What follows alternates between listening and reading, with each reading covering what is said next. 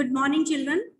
Today we will be studying mathematical derivation of conservation of momentum of chapter 9, force and laws of motion. You are all aware of the word momentum. It is a product of mass and velocity. So we will see that what is the meaning of conservation. Conserve means to store.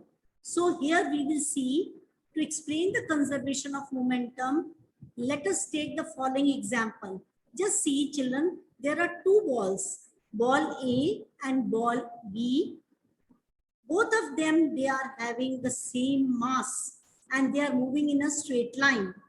But ball A has a velocity more than ball B.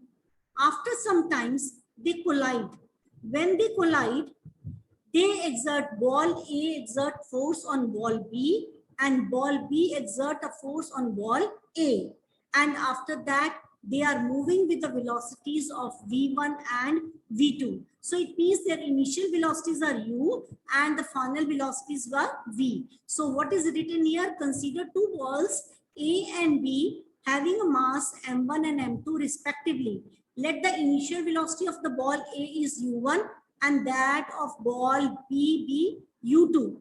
Now, and U1 is more than U2. So it means the ball A is having more velocity than ball 2. That is why they collide.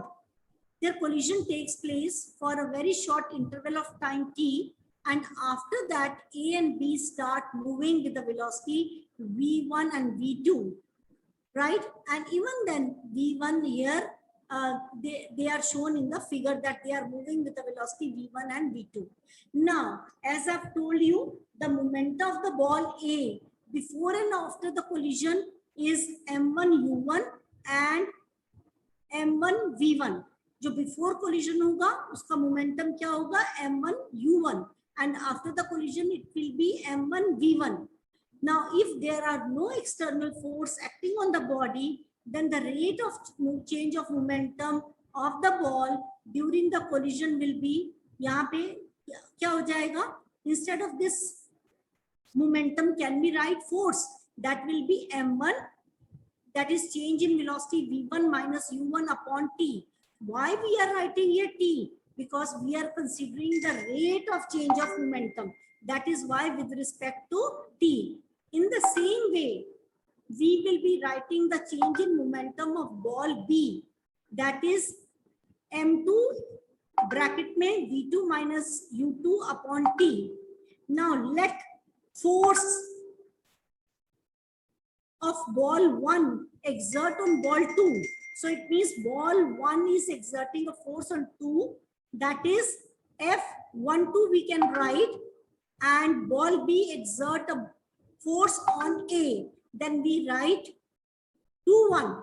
So you all know that when, according to the Newton's third law of motion, force 1-2 is equal to force 2-1. मतलब जो first ball है वो second के ऊपर force लगा रहा है और जो सेकंड बॉल है वो फर्स्ट के ऊपर फोर्स लगा रहा है, but they are in the opposite direction. So can we write force of first ball on second is equal to minus force of second ball into first ball, and instead of this force we can write M1 V1 minus U1 upon T is equal to minus M2 V2 minus U2 upon T.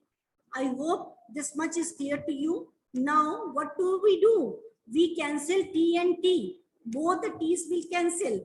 And you open the bracket, it will be M1 V1 minus M1 U1 is equal to minus M2 V2 minus and minus plus M2 U2. Or you can write here, you will take minus U1 in the right hand side. So it will be plus M1 U1 plus M2 U2 is equal to M1 V1 plus M2 V2. So it means the total momentum before the collision is equal to total momentum after the collision. I hope it is clear to you.